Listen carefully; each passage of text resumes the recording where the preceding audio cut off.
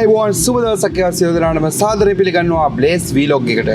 ඉතින් අද මම කතා කරන්න යන්නේ මම කොහොමද ඩිසයිනර් කෙනෙක් වුණේ කියලා විශේෂයෙන්ම මොකද මම හිතනවා මම කොහොමද ඩිසයිනර් කෙනෙක් වුණේ කියලා ඔයාට පැහැදිලිව කියලා දීම තුළින් සහ මේ ඩිසයිනින් ඉන්ඩස්ට්‍රි එකට කොහොමද එන්ටර් වෙන්න පුළුවන් ක්‍රම කියන එක පිළිබඳව ඔයාට පැහැදිලි අවබෝධයක් ලබා දීම තුළින් ඔයාට ලේසියි මේ ඩිසයින් කැරියර් එකට හොඳ තැනකට පොසිෂන් වෙන්න. මොකද ඔයා කොච්චර ටැලන්ටඩ් වුණත් වැඩක් නැහැ. ඇත්තටම කරන්න ඕන පළවෙනි දේ තමයි ඔයා ඩිසයිනින් ඉන්ඩස්ට්‍රි එකේ හරියට පොසිෂන් වෙන්න ඕන. හරි ඉන්ඩස්ට්‍රි එකක, හරි ඉන්ඩස්ට්‍රි කැටගරි එකක, ඒ වගේම තමයි වැදගත්ම වෙන දේ හරි මිනිස්සුත් එක්ක.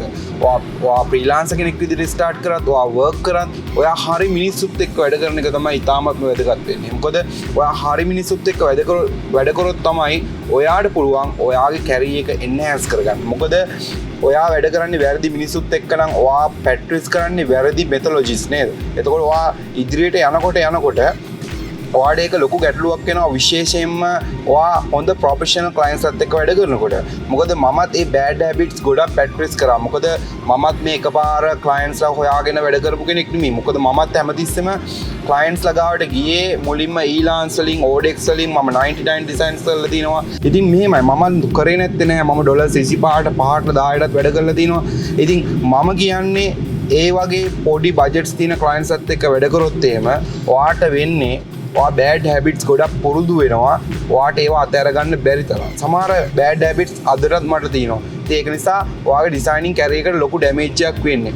ඒක නිසා මම කියන දේ තමයි මුලින්ම ඔයා හොඳ ඩිසයිනර් කෙනෙක් වෙන්න බලාපොරොත්තු වෙමින් ඉන්නවා නම් මම කියන්නේ හොඳ ඩිසයිනර් කෙනෙක් වෙන්න බලාපොරොත්තු වෙමින් ඉන්නවා නම් විතරයි.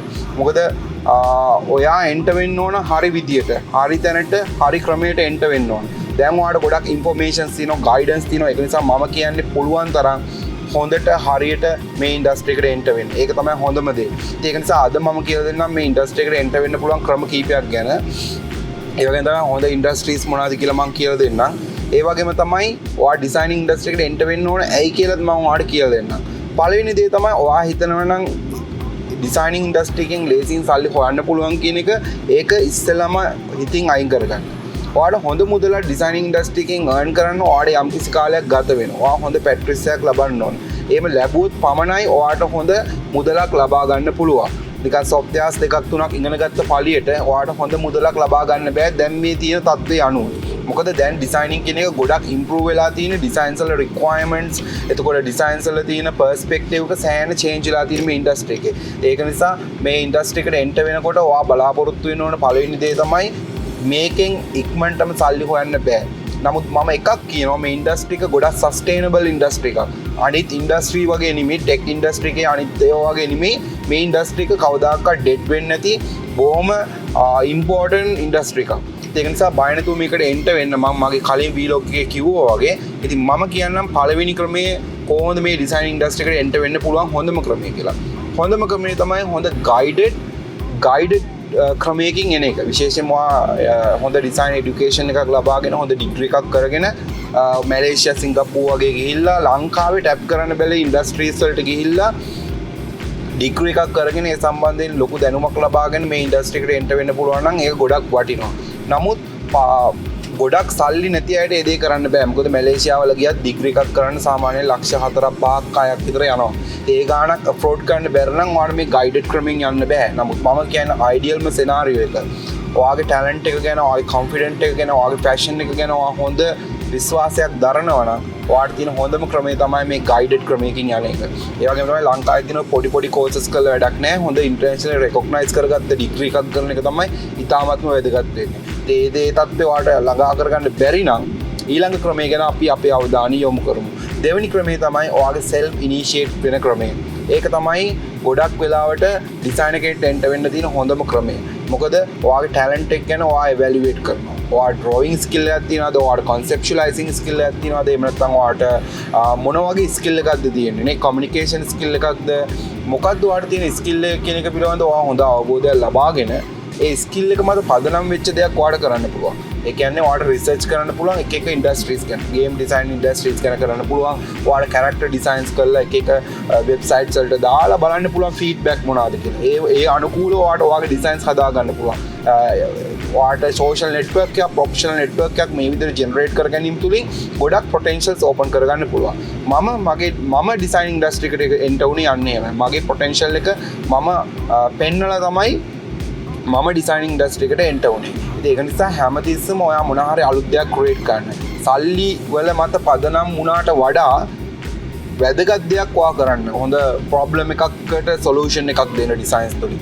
ඒ වගේ දේවල් කිරීම තුලින් ඔයාට හොඳ අවස්ථාවක් ගන්න පුළුවන්. විශේෂයෙන්ම කොයි විදියටද මේ design industry එක වැඩ කරන්නේ, මොන වගේ values ද තියෙන්නේ, මොන වගේ designs වලද කියලා හොඳ අවබෝධයක් ලබා ගන්න. ඉතින් අන්නේ තුලින් පුළුවන් ඔයාට හොඳ designer කෙනෙක් වෙන්න.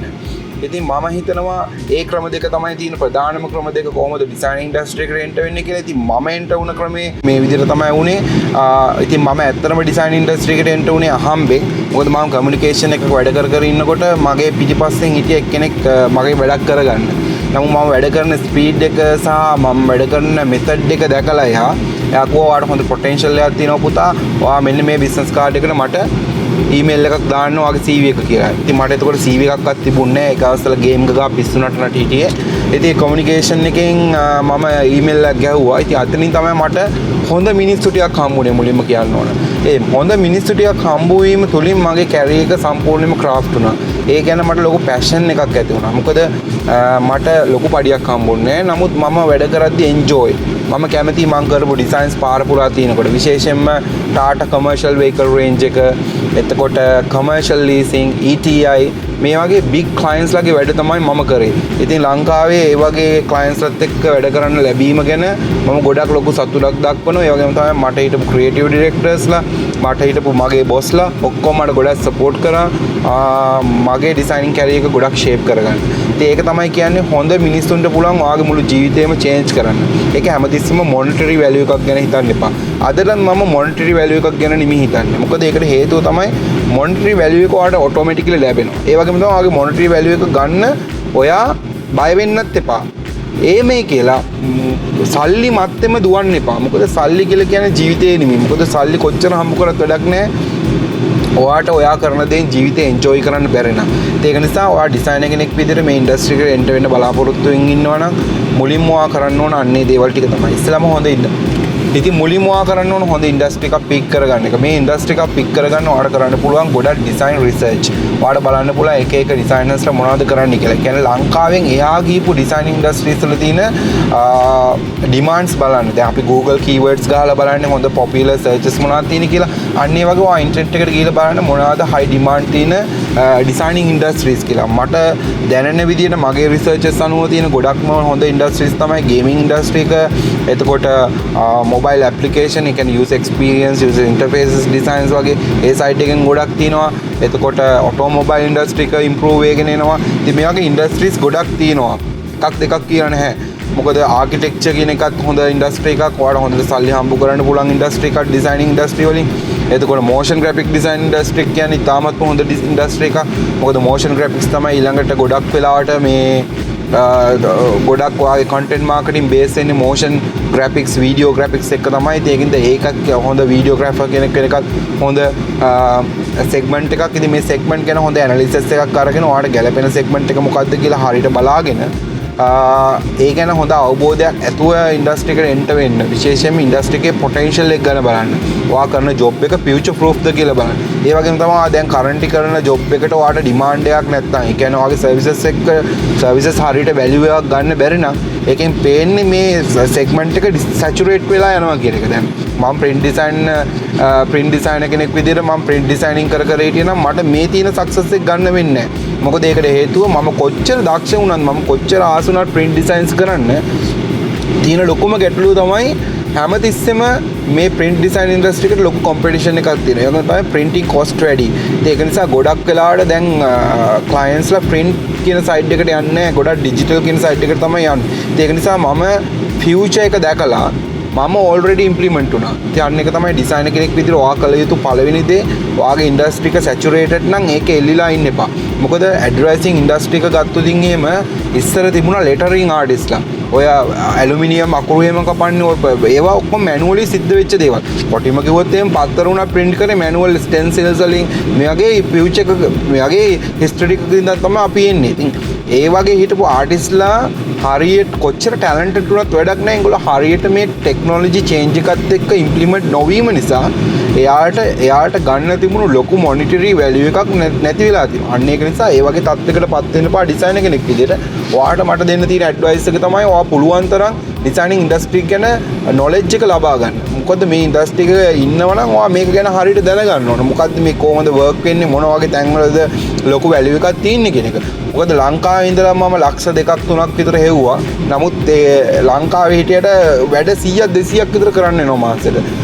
ගොඩක් පේමන්ට්ස් ගොඩක් ඩිලේ වෙනවා. අදලත් මට ණය ගොඩක් තියෙනවා ලංකාවේ ෆ්‍රීලාන්ස් වැඩ කරපු කට්ටිය ගෙවන්න තියෙන. ඒක නිසා ඒ වගේ ප්‍රශ්න ගොඩක් තියෙන තැන්වල ගොඩක් රැඳි ඉන්න එපා, බැන අනිත් අයට බැන. ඒකින්ද හොඳ සොලියුෂන් එකක් ගන්න. ඔයාලට පිටරට රැකියාවකට හරි යන්න ගිහිල්ලා හොඳ ගාණක් හම්බ කරගෙන ලංකාවට ඇවිල්ලා පිටරට අයත් එක්ක වැඩ කරන හොඳ ඒජන්සි එකක් පටන් ගන්න.